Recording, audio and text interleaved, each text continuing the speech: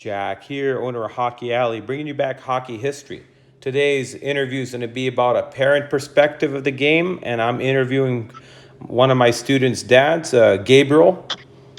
Lara, how are you, Gabriel? Hey, how's it going, Jack? Good.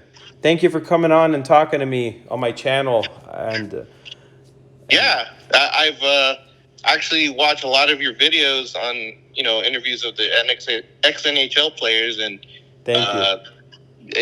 they're awesome. They're Thank awesome you. to listen to. Thank you so much. I've known you probably 6 years, going on 7 is where I'm thinking. First time I met Miles, I think he was about maybe 9 or 10.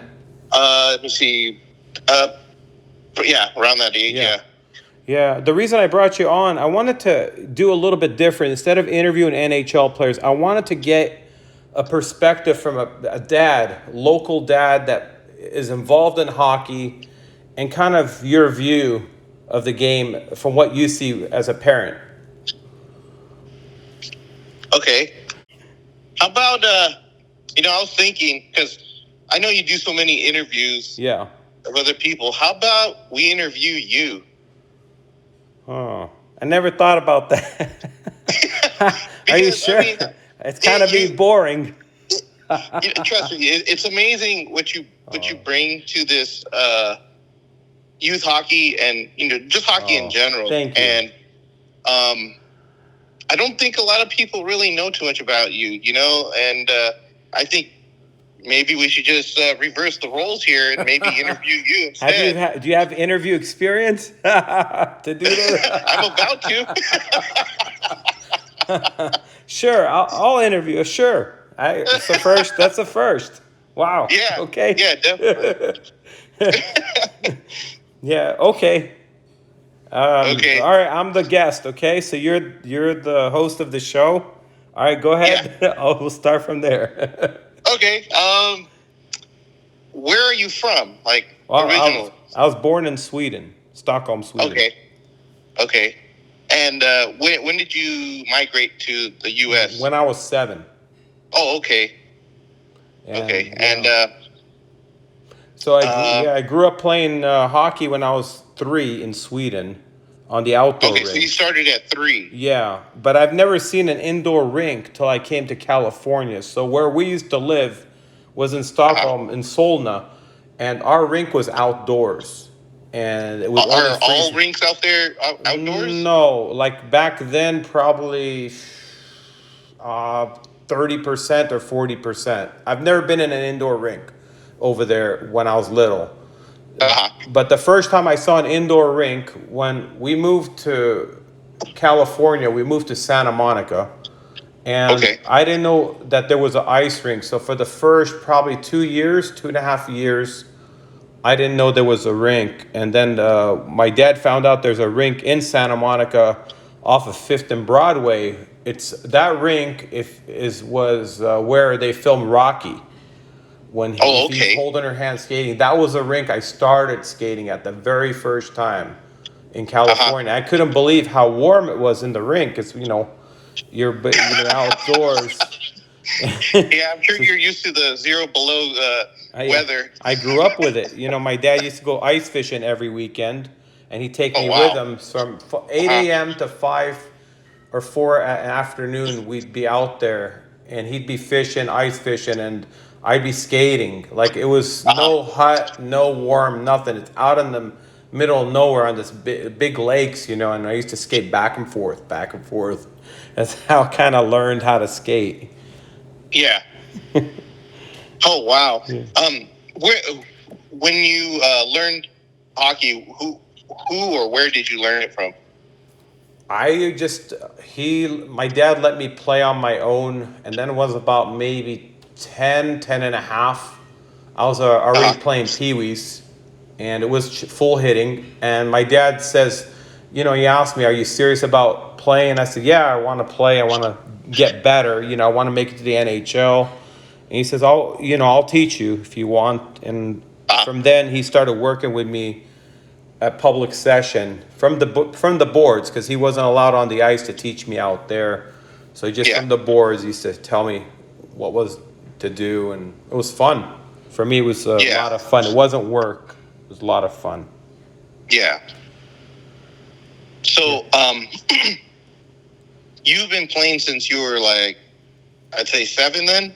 9.5, I started on a team, but I was skating from the time I was 3 to about 7. My last winter skate was in Sweden. I was 7 years old, and then we moved. And after that, I didn't see ice for about 2 years, at least 2 years. And Oh, wow. I did see some baseball. There was a baseball, I saw that at this, but I don't know anything about other sports. And I did see some soccer at the school, but no, nothing. And football, I didn't know what that was. And yeah, it was very different. Everything was different. Were you interested in any other sports or just Not hockey? really, none. I had no interest. Okay. No grass sports for some reason. I didn't enjoy. But as soon as I saw ice hockey and it's like, this is what I'm familiar with, I joined the team, and it just worked my way up. How was your youth hockey experience? Good and bad. So when I was starting out, I wasn't too good. I was probably the worst one on the team.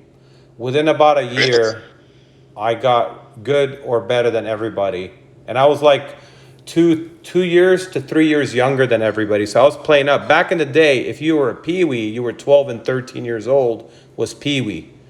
Bantam was 14 and 15. So there was checking in peewee. I was playing up. My dad had me playing up with the older kids. Really? These kids were all 2 years or 3 years older. And they're all bigger than me. So everybody was pretty big. And would you say that helped you become better, or? Yes. Absolutely. Okay. And just skating every day.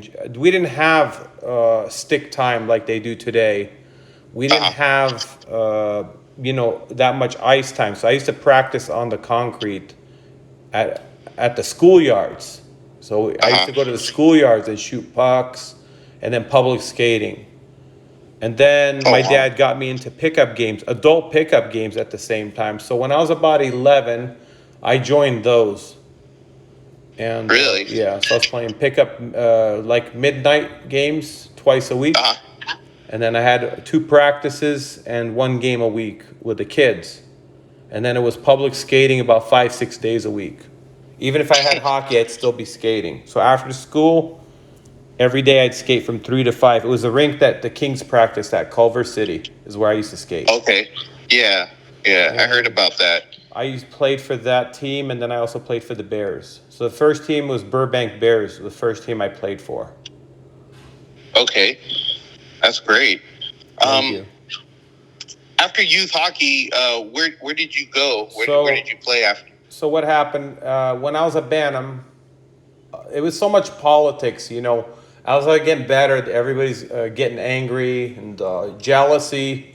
So the coaches sometimes would sit me. I'd like have one game, I had like 4 assists in the first period. I sat second and third. I didn't see any ice. And so my dad and I decided to take the year off at 13, which was would have been my second year at Pee Wee. But I was already playing Bantam at 12. And so I took the year off, and I just played men's league 3 times a week. And that was about $8 a game.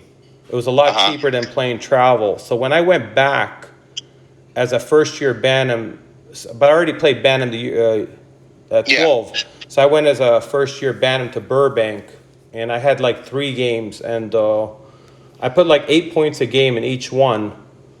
So, and my shot improved. So then after the 3rd game, the president of the club said, you can't be in this league anymore, so you got to move up to the midget league. So at 14, which is my first year at Bantam, I was up with the midget league. Oh, wow. So I moved up, and I played 2 years. How was that experience? Lots of fights. I had to defend for myself, but I was pretty tough because I was already battling it out with the adults. So going to the kids, You fought some adults? I did, yeah, twice. Fisticuffs with dropping the gloves. And oh, wow. Yeah. My mom bought me a visor for Christmas. That was a gift, so a half shield. Oh. That's thank you, Mom. And so, yeah, that helped a lot. It got me a lot tougher. And I played 2 years of midgets. And after my second year, there was nothing else for me to do. So I decided to go to play juniors. At what age were you when you went to juniors? I was trying out about 15 and a half. Oh, wow. Yeah. I would have turned 16 by, the season once it's, we got going. But Yeah. So got into the tryouts. And, I went up to Ontario. So I don't know much about Canada at the time. I knew Yeah. the Kings are from Canada, a lot of the Kings players. So I made some phone calls. I went to a place called Hamilton. Well, there's a guy that I knew that used to skate public session with me at North Hollywood. At the time, I switched rinks. So at the time I was 13, I switched to North Hollywood. So there was a guy that used to public skate. He played for the Leafs one game. Ken Martin is his name. And he played in the American League. And he's from Hamilton. He's like, you should go up there. And so I said, all right. So I made some phone calls. I got a try with the Hamilton Steelhawks. They're in the OHL. So I get there, and he's like, you got to stay at the YMCA. It's the best place to stay and all that. So I get there, and it was like the worst part of town. So I took a 60-mile bus ride from the Toronto airport to Hamilton. Yeah, there's no mom and dad. I'm on my own here. I had about $500 worth of traveler's checks, and I had my suitcase and my hockey gear. I had about a dozen wood sticks. And so I get to this YMCA, and if you ever seen the movie Blues Brothers, if you ever seen Jake and Elwood staying in that small room, that was exactly the same room and the same style.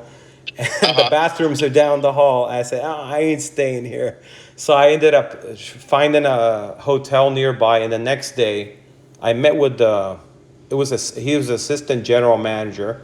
He came and picked me up and dropped me off at a motel near the rink. So I get to the rink. It was like a 6-sheet ice rink, like 6 sheets under one roof. I've never seen that before. Oh, wow. That's we don't amazing. have that here, yeah. So I get out there. It was like 120 guys trying out. This is like I don't know if it's an open camp or what it is, but it was. It didn't cost anything. It was just to show up, and it was like a lot of people. The first day, I had 5 scouts come up to the glass, like to the boards where the benches are, and they talked to the coach, like, we want that guy, and he's like pointing at another guy, and he's like, no, the short one, because I was like 5'3".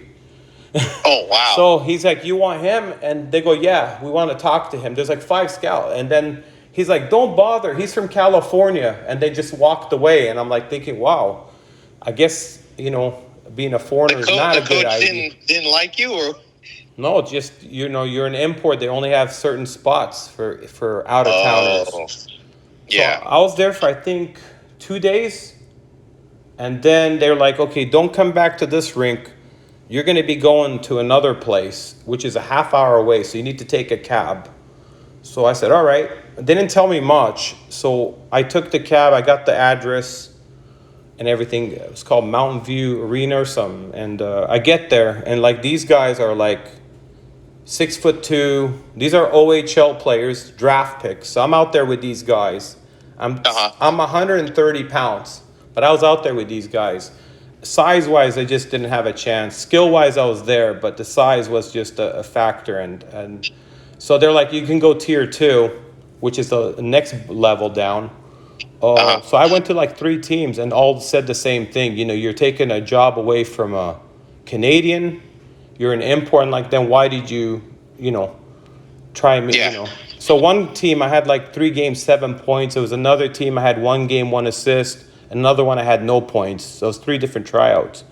So then I decided to go to Sweden that year. So I came back home and went to Sweden. But then the following year, I told my dad, let's start, teaching people, because they were making fun of California up there. So I kind of didn't like that. I said, in Canada? Yeah, and I got called a lot of names, and they really don't know where I'm from, so they were just, they knew I'm coming from California, but they were calling me a lot of names, and that's that's awful. just part of the nature of hockey, and So I said to my dad, let's start teaching. You know, they're making fun of California. So we started in the garage teaching. And then when I was gone every year, my dad would Uh-huh. still be teaching, so he kept the business going. So I started on the concrete in the garage in '89. And I started teaching, started with some adults. And then from there, the word got out. And I just had lessons in the garage on concrete with the real net, ice hockey pucks, and teaching them the technique of shooting, stick handling. And then I was also teaching at the rinks, private lessons, power skating. So What rinks were you teaching at? at the first time I started was Burbank. And the manager of the rinks, a figure skating Hall of Famer, Ed Shipstead, and he said, well, do hockey players need to know how to skate? I said, absolutely. Just like figure skate, you got to have edges and everything. So I claim to be the first guy to start teaching private. My dad and I were the first people, probably on the face of the earth, to teach one-on-one goalie lessons, shooters, all of it. And my dad created the techniques that he taught me as a player, how to shoot, how to skate. So all that, I'm giving the knowledge to the players coming in to learn. Yeah. There was no stick time. So stick time I started that in 96. I created stick time in 1996. But I worked at Burbank in the off season. And then when I was gone also to Canada to train for myself, Parkland Arena. There's some of those interviews that I did with my friend. So that's, and then the following year, so that year I went to Sweden and came back. And then the following year, there's a guy watching me play pickup in North Hollywood. And he had a notepad. And I don't know how he knew me, no idea. And he's from Alberta. Team sent them down. I don't know how they knew about me, but the guys are like, hey, you're getting scouted. I was like, there's no way. I mean, we're in a mall in North Hollywood playing pickup. And sure enough, he came up to me after the pickup game, introduced himself, and said, you know, there's a team that's interested, and if you want, I can let the manager know. And then I said, sure. So I gave him my number, and the next thing you know, manager called me. And that's where I ended up for 2 years in Alberta. How did that scout find you? I have no idea. I have no idea. So it was very interesting. He was a very nice guy. I never saw him again. That was the only time I saw him. And, oh, wow. Yeah. And so I went up to Canada. So you played juniors in Alberta. Yeah, the Tier 2. So it wasn't the Tier 1, which is the Western Hockey League. It was a Tier 2. Okay. At what age was that? 16 I played in Sweden, so 17 and 18. Oh, wow. After my first year, I decided I wanted to try Western Hockey League. I found out that's the highest level, so I decided to go to a team called the Saskatoon Blades. Yes. And there's Terry Ruskowski, which I do an interview with him on my channel. He was my coach. Yes, you do. Really? Yeah. So I went there. I tried out. I did all the exhibition games. And I was the very last guy to get cut. And two reasons could be that I got cut was, one of them was, he told me, Terry, that no matter what you did, that team, the draft picks had their first choice, that they were going to look at them. The other thing is that two guys came down from the NHL that got cut. And the other reason was my coach for where I played in Bonnyville wanted me back, and maybe he did something to get me back. I'm not sure. So it could be one of those factors, but he told me that there was no way I would make it no matter what. It's just the team was already pretty much, they had those guys. But he says they should have fought harder for me to keep me. But I did 5 exhibition games. You know, it was a good experience. And I like that league a lot because the guys are serious. As I saw the lower leagues, the guys are not so serious. But as you go up to like the Western Hockey League, it's big arenas. And the guys are real serious. Like they all want to make it. So I like that atmosphere because I always worked hard. And I never partied, never drink. Till today, I've never had alcohol. Just, you know, always serious about my hockey. Yes. And, yes, you definitely are. Thank you. try. But yeah, so that's how I got, to Western Hockey League. Then I came back to my old team, played there, and then the following year, my coach wasn't there anymore. So another coach came in, and he's like, if you're one of, if you're one of the guys that played for that coach, I'm not going to pick you. Don't even bother coming up. So I went to the USHL. But before I did that, so I decided, what's the high, how close can I get to the NHL? Like tryout wise. So I called the East Coast Hockey League team. And they've been around, I think, for maybe at the time about a year or two into the league. I called a team called the Johnstown Chiefs, which is where the Slapshot movie was filmed. And at the time, I think there was like 6 teams in the league. Wasn't too many. And I figured, like, if I'm in the East Coast League, I'm only 2 levels away from the NHL. So I'm thinking big here. I really wanted to get in. And so I went to the tryout for about a week. And he cut me. He said, you're 19 years old. Go back and play juniors. You're taking a spot away from a guy who can't play juniors. So I got cut. So then I got into the USHL without trying out. I got in. I played a year there. And after that, I decided to go to Sweden for Pro League. Okay. And I did go to school just to study, but I wasn't eligible to play just because of my status. Because when you get paid, if you're in the Western Hockey League more than 48 hours, and I didn't even know the rules, so I have no idea. So I went to Ferris State at my final year of juniors, and I just studied. I practiced, but I wasn't allowed to practice with the team unless the coach wasn't there. But I did try out. And so he offered me a half a scholarship on the first day, but he went and looked, did some research, came back. He's like, sorry, can't give you the scholarship. We'd be in trouble if we play you. So you cannot, you got to, either red shirt. So I just studied, I think, about 1 semester. I couldn't afford it. It was a lot of money. I paid out of my pocket myself. So my parents weren't paying, And then, then I went back and studied, worked a little bit. And then the following year, I went to Sweden and played there. And how long did you play over there after juniors? 93, I played in Sweden, in Uppsala. And then I had an agent and he was part Russian. So he's trying to get me, it wasn't the KHL back then. So he's trying to get me in the Russian league. And the team was called Tractor. But I don't know the language, and I don't know anything about going there, so I just decided I didn't want to do it. I didn't want to even try. So I decided to go to Sweden. And Sweden doesn't pay very much.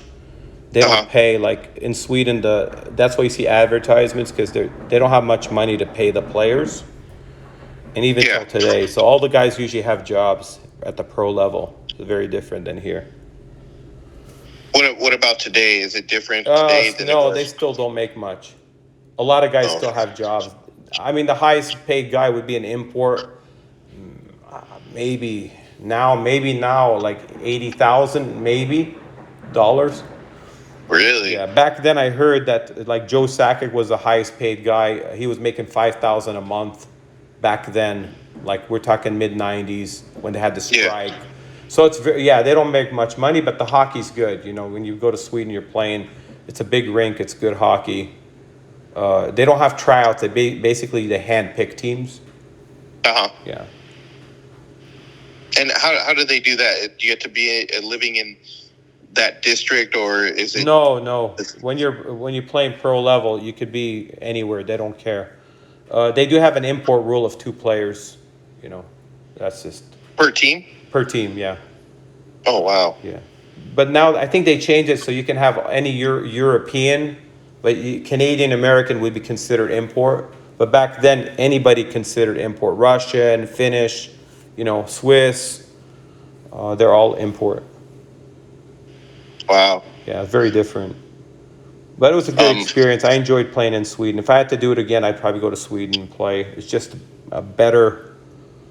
Yeah, it's just very different than minors. And then I went to the Ice Dogs came into town. LA Ice Dogs was an IHL team. So every summer I used to go to Edmonton and train. And then I got a call from someone saying there's the Ice Dogs. They're going to come into, they're going to be at the sports arena. So I went to that open camp, and from there I made it to the main camp. But that team was already all picked. Uh-huh. So I ended up going back to Sweden after that for another year. And after that, I played one more year in Sweden, and then I retired. Uh-huh. So I have a friend who was he's a scout for the Bruins. He's a chief scout, and he's a good. I lived at his house. So, Uh-huh. and he said, you play in this league. If you average a point a game, I'll get you a tryout with the Bruins and all that. So we shook on it. So I ended up in my final year like 1.8, almost 2 points a game, and he didn't do anything. And after I said I'm gonna quit, I'll just retire on a good note, So then he recommended me to be. He wanted to offer me a job to be a scout for the Bruins, and I turned that down. And I don't think he was too happy about that.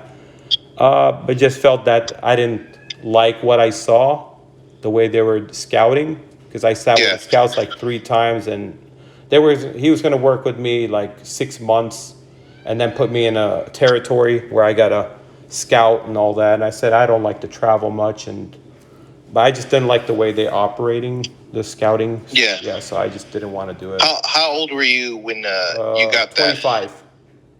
And he knew I'm teaching, so he said, "You'd be a great, you should go into coaching for a team and stuff." But I got a few offers. I turned them down. I didn't want to do it. My old junior team in Canada, the owner came up to me, wanted to offer me a coaching job, and I turned it down. I don't want to do it. I have my business already established from '89, and that's what I'm doing. And I had, I had ice in my garage, so my dad invented the ice rink. I had a lot of players come in, all levels.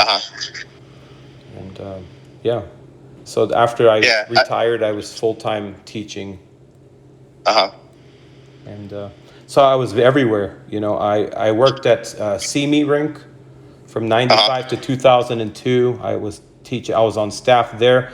I left Burbank. It was a management change, and I wasn't happy the way it was running, so I left there. But I still did go mid-90s. Sometimes I'd go in and run their practices, run the team practices for the Bears. And after that in Simi, I used to run their Mariner stuff, their team. West Valley Wolves was where the Kings had their practice facility. So I used to run their, practices also. So I was everywhere. Man. Yeah, everywhere. As you were coming up, from your youth to your juniors and going to Sweden to play pro, like how was your training resume? Like how did you train? What made you good as you are now? What was it? Yeah. Let's see. I wasn't the most skilled guy. I worked hard at everything to accomplish everything. So I didn't have like natural abilities. Lifting the puck was about maybe 10 and a half years old when I started lifting the puck. And we used senior sticks, wood sticks. There was no junior sticks, only senior. So I used to shoot pucks every day in the garage. I used to shoot 2,000 shots a day. So I had 950 pucks. And I would shoot probably 500 of each a day, of each shot. Wrist shot, slap shot, deking. Dad would buy me sticks probably every 3 months or every 2 months. I'd break about a dozen to a dozen and a half. Yeah. They were about $12 at the time, maybe $10 to $12 a stick. And I was practicing. Compared to today. Yeah. Yeah, so I was doing about 6 days a week. And then every day after school, I would go public skating, plus school, and then playing those pickup games at night, and then having my team practices, and finding time to. So I used to do my homework at recess. I used to wake up before school and shoot pucks, and then after school, the skates were in the car. So I'd go. She'd drop me off, or my dad or mom would drop me off. I'd skate. As I got older, my dad wouldn't go with me. I would be on my own and practice. After that, come home. I would have dinner. If there was any homework, I finish it, then go out and shoot more pucks.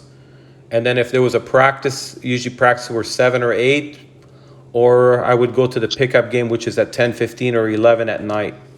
Uh-huh. So that was my regular schedule. Saturdays I played pickup at 5 usually, and I also had a practice in the morning. Sunday was games. Oh, wow. So that was every day, like 6 days a week. So I wanted to do this. I love it. Uh-huh. I still love it. If I wasn't teaching, I'd still be training 4 or 5 hours a day because I love it. Wow. It's just, I love it. I love hockey. It's in my blood. It's nobody yeah, tells no. me to go practice. I mean, Uh-huh. we didn't have too many distractions either. I mean, there was video games, but it was just there was TV.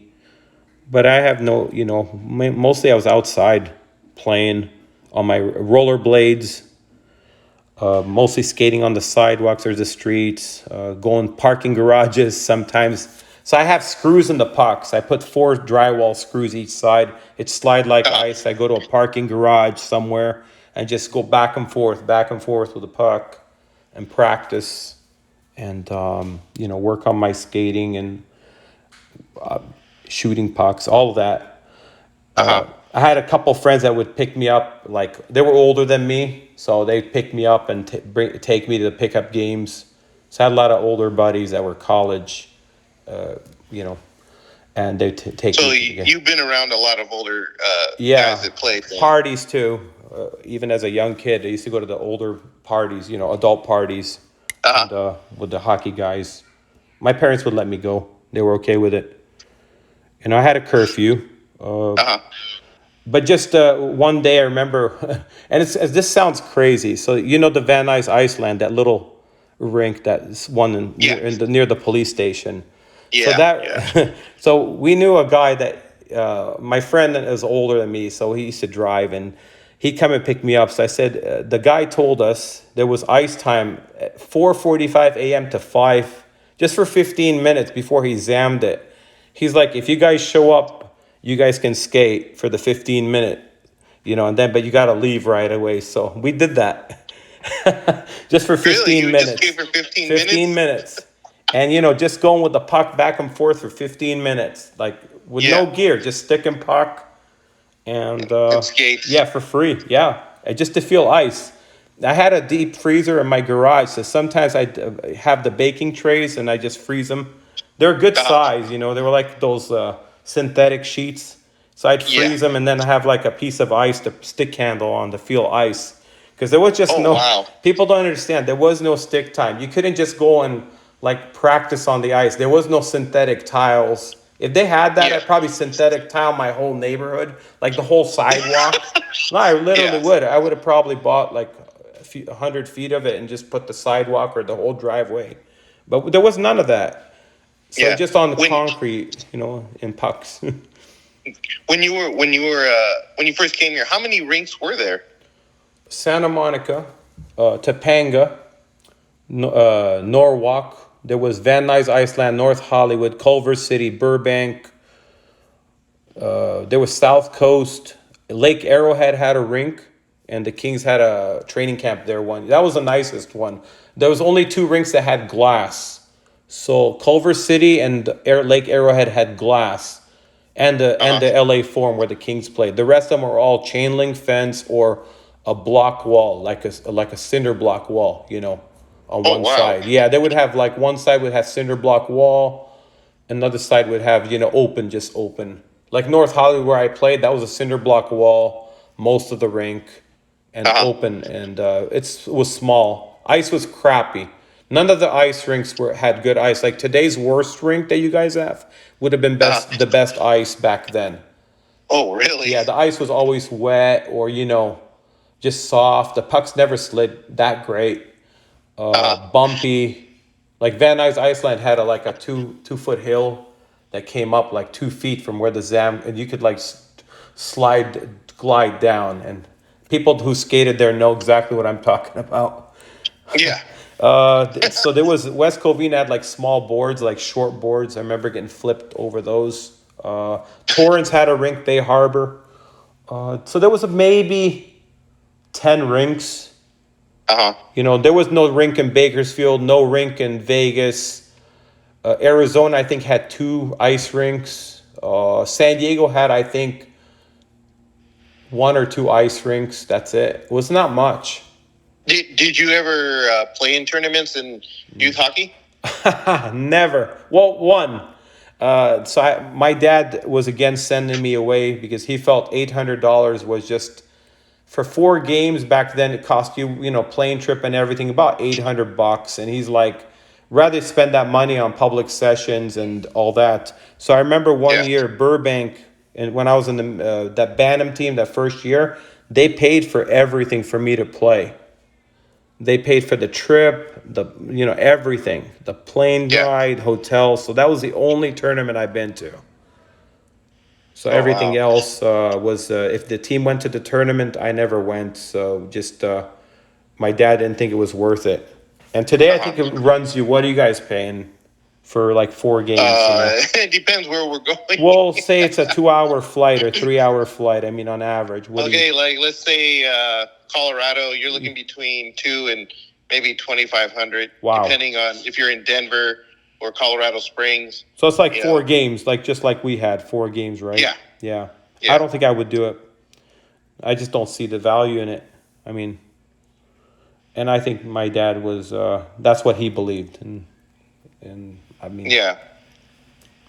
Yeah, so that's was pretty much just trying to find ice time. It was all the rinks were controlled by figure skaters back in the day. So hockey wasn't too popular till Wayne came here. Thanks to Wayne, Bruce McNall, it opened things up. If it wasn't for Wayne Gretzky, I mean, I don't think Southern states would have hockey teams. I think they'll be still tilted the same way. It wouldn't be as big as it is now. No. Wayne did change everything. They used to make fun of California. Now they're picking players out of California, which is unheard of. No one would have imagined.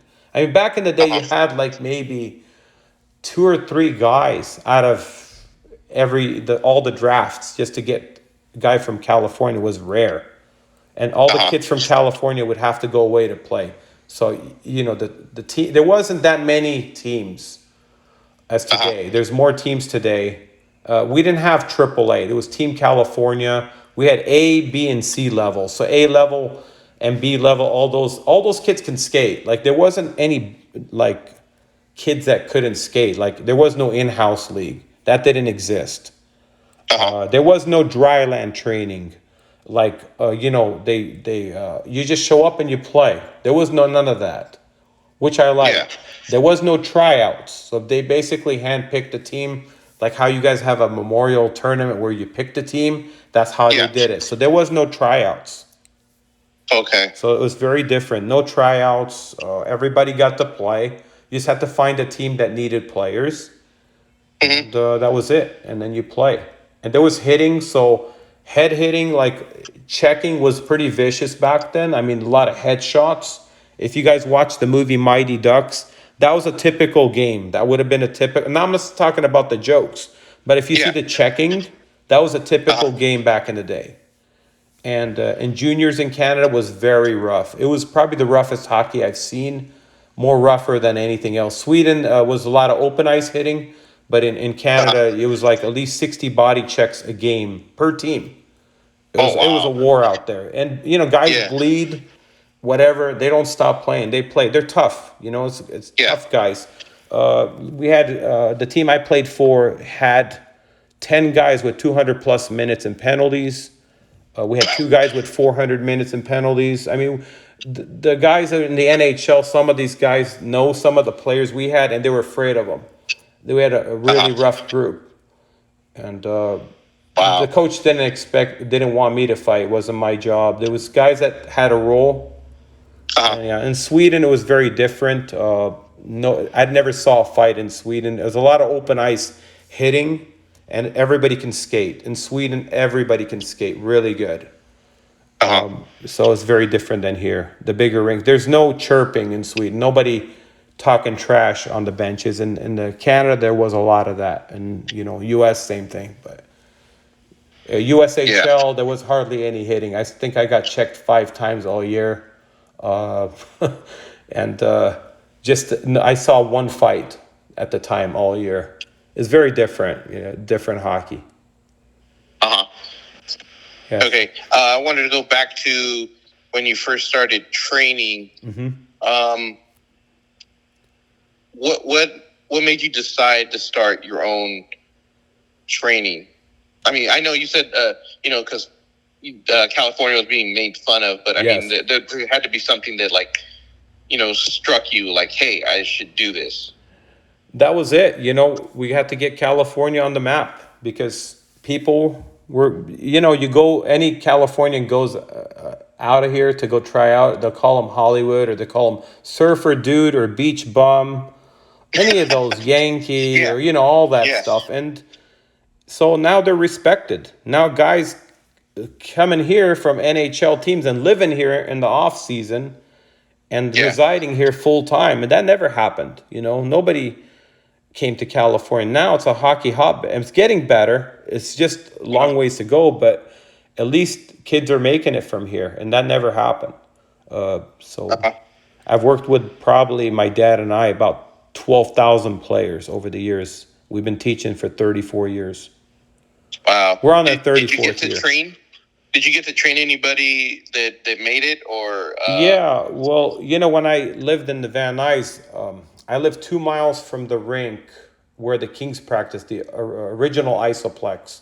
Also, all the teams would come in and practice there. Bruce McNall had a private jet, so they'd fly out. But when they practiced there, they go home, they'd be driving south to Manhattan. And I used to get Kings players coming to my house to learn how to shoot. So they Really? would privately come in, secretly, come in, and we'd work with them. My dad and I, we worked with them. Some of them had agreement forms, and some of them, didn't care about we told or not. We can advertise them and all that. Yeah. So I started there. We had the ice, and they were coming in one-on-one, obviously, not a group. Yeah. And yes, and then 9 of my players made it to the NHL over the years, and at least for one game. And then about, I would say, 125 to 150 guys got scholarships and minor That's league great. contracts. And I had 8 well-known NHL players come in the Hockey Alley that, they wanted to learn there. So just over time, just all levels. That's great. Thank you. Have you ever coached youth hockey? I did 1 year, but I was running a lot of the clinics and team practices, so they would hire me to run all the, the coaches sometimes didn't do it right, so I'd come in and kind of fix their drills because back then coaches didn't have access to internet, so all they did was horseshoe or all that stuff, right? But I did coach 1 year. I didn't think the kids were serious enough. They didn't show up to practice much. So I just thought it was the waste of money for those parents. So I didn't want to do it again.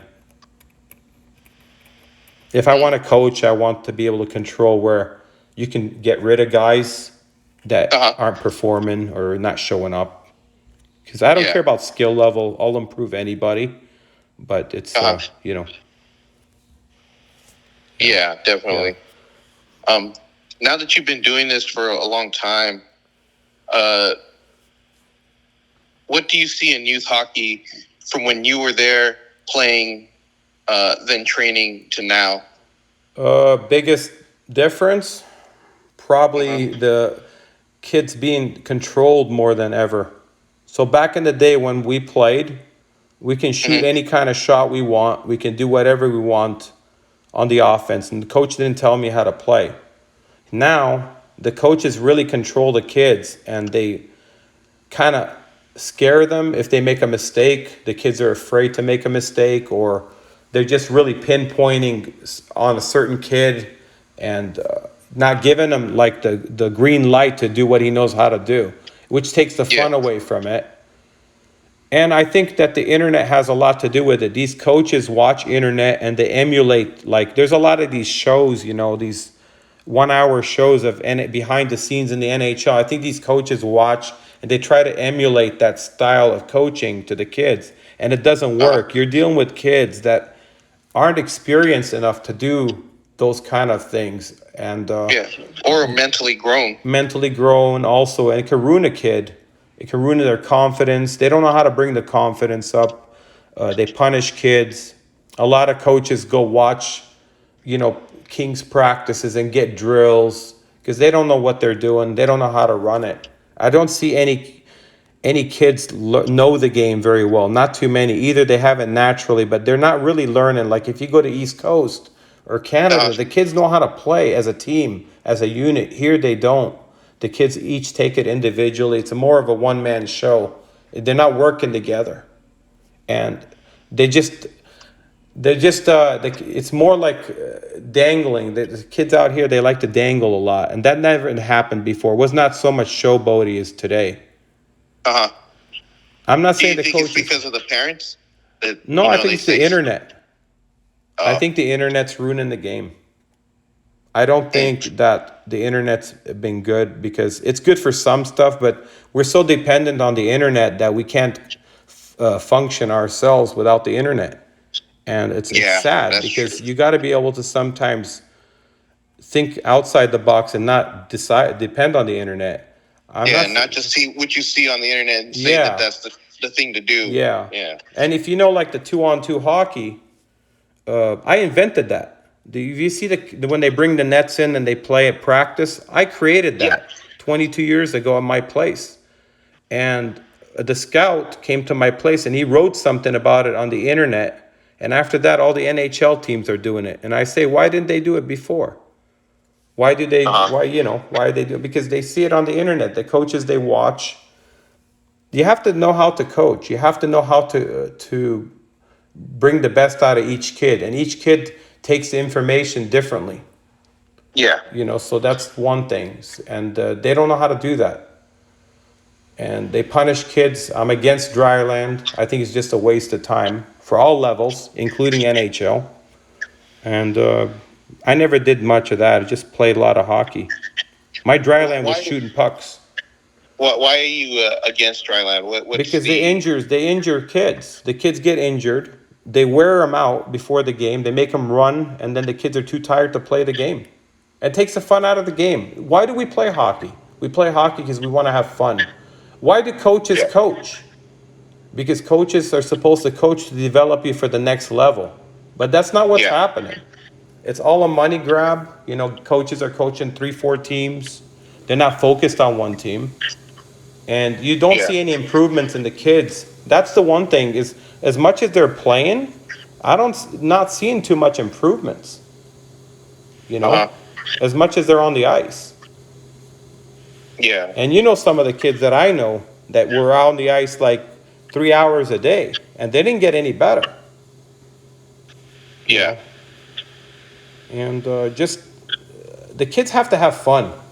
What makes hockey great is if they have fun. If you take the fun out of it, then it's done. Yeah. Let the kid be creative a little bit. Give them. The coaches have to kind of give them the ideas and let the kid go out there and play. If you have to correct mistakes, that's fine. But if you control them like robots, then they can't play their game. They're not going to get better. Yeah. So Definitely. I agree with that. Definitely. that's what I'm seeing. Yeah. If you could, because I know you don't have like a lot of time, but if you had the time, would you coach again? I would probably want to take the newer kids and just develop them because what I see is if the kids that are not developed, they never get looked at. All these clubs, they will only go after kids that are already proven because the coaches just want to win. So they're really not developing the kids. They're just taking a team with all-stars and winning games. That doesn't mean you Yeah. know how to coach. I could put a Macy's mannequin behind the bench who will do a better job because they're not really coaching. Coaching, you have to be able to improve your team. And if your team's not getting any better and the kids are still the same, when they get older, it's too late if they're going to try to make something of it. And I think that there's a lot of pressure on kids because there's a lot of money in the NHL and everybody wants to make it. I don't see that same pressure of kids going to the skateboard park. I guess because there's not much money in it and those kids are, they're having fun. They go there because they want to be there. It's the same thing with hockey. They got to make it fun. They need to Yeah. ban this dry land. A lot of these guys are not even certified to do dry land. They're not certified personal trainers, and they're injuring kids. And Yeah. eating, telling the kids what to eat, and banning certain foods because they don't agree with it. They're kids. They want to eat a chocolate bar. Let them eat a chocolate bar. I'm not going to hurt Yeah. them. I mean, not saying full time, but just say let the kids be a kid. Yeah. You know, it's all that. Let them have a remembrance of when they were young and Yeah, playing absolutely. hockey. Yeah, Yeah. we used to go Yeah. get the ice cream after the games. That was fun. Yeah. It's, What was your like eating habits like when you were playing? You know? I ate everything. I ate a loaf of bread a day, one block of cheddar cheese a week, slab of bacon, sausage. I mean, I was burning calories like left Yeah. and right, a lot.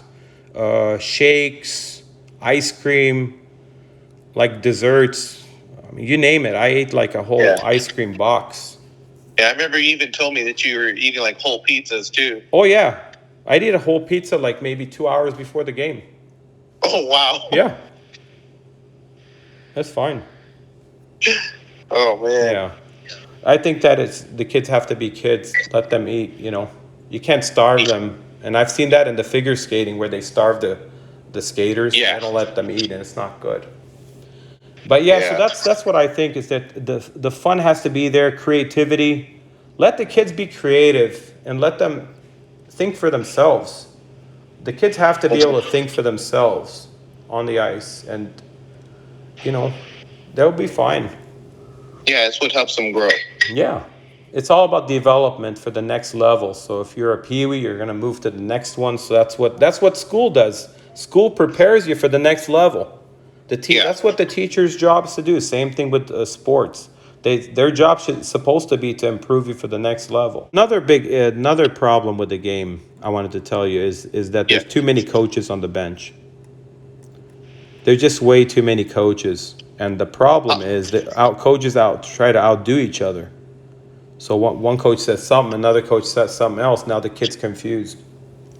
Yeah, I've ran into that experience a couple of times on a couple other teams, where the assistant coach and the head coach butted heads, Yeah, and my son, he did get confused, as opposed, to what one coach said to him, and the other one told him something a little bit different. yeah.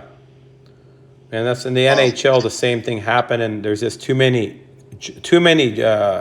coaches, too many jobs available. Like there's conditioning, there's all kinds of jobs, and I always wonder, what do they really do?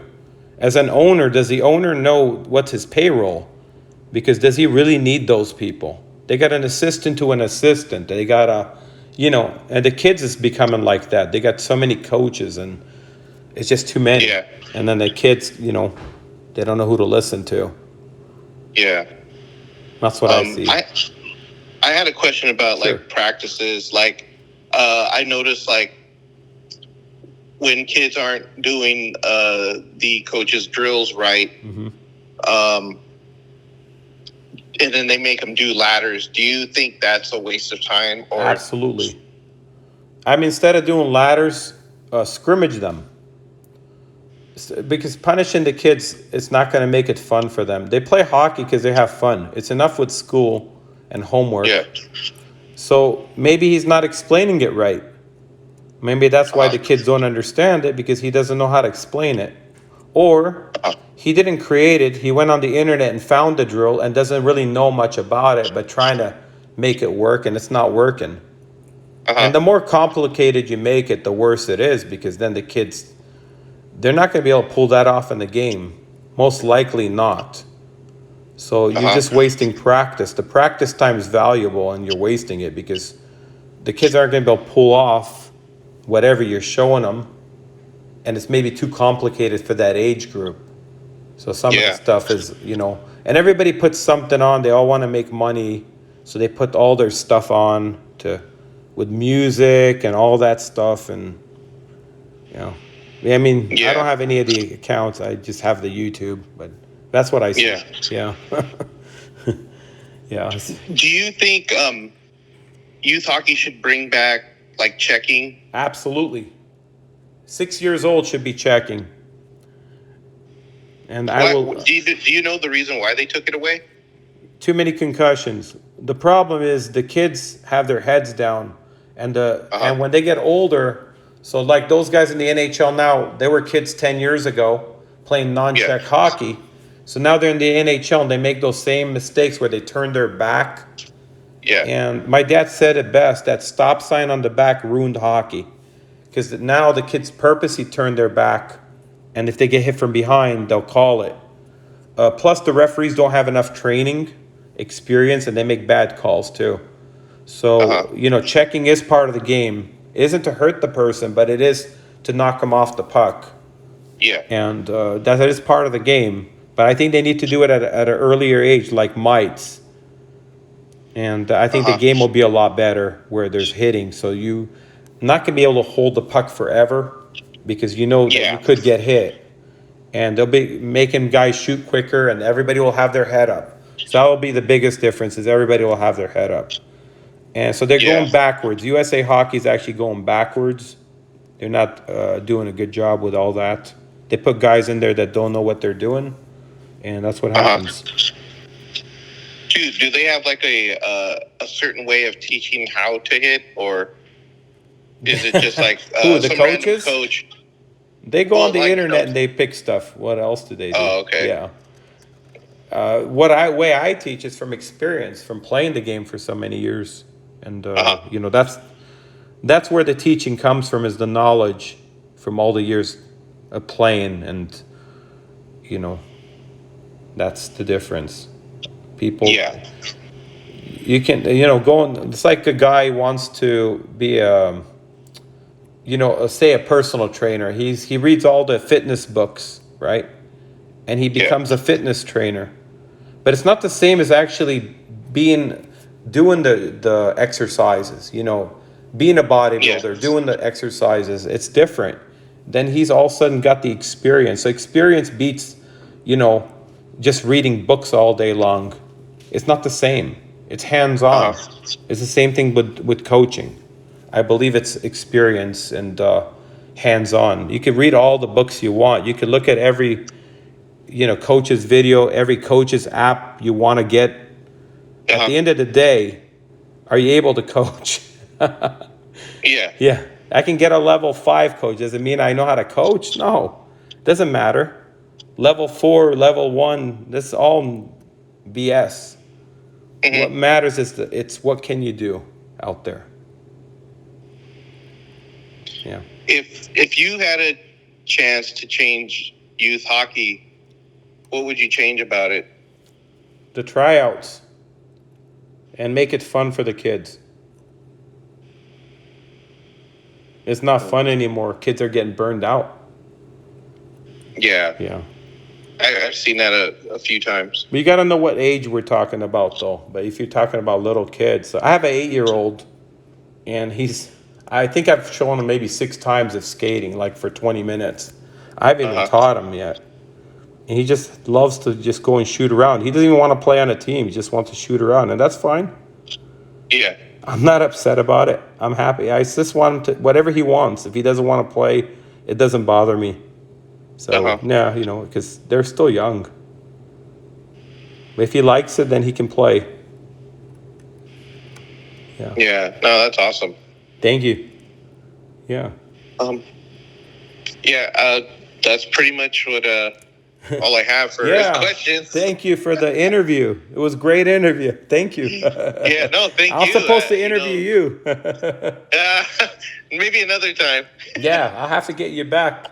I got to know what the parents' perspective is. Oh, man. Yeah. We'll figure out a day. There's a lot. Yeah. Thank you so much. No, thank you. You got it. I appreciate you letting me interview you. And, thank you. Spending It's some an time. honor. It's an honor. Yeah. Thank you. Thank you, Jack. You're welcome, buddy. See you. Take care. All right. Thanks. All Bye. right, you Bye. too. I'll talk to you later. Bye. Bye.